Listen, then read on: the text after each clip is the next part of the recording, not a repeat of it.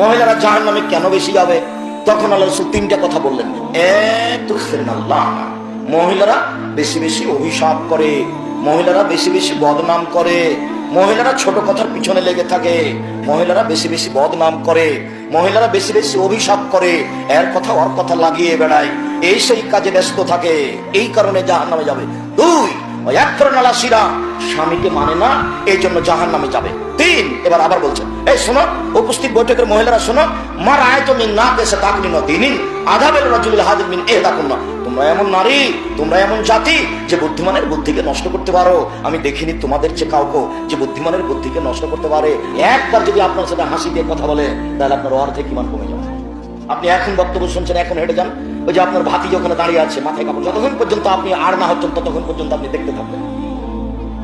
এর জন্য আমি দায়ী নয়, এর জন্য আপনি দায়ী। মাথায় কাপড় দাও না কেন? এখনো তোমার মাথায়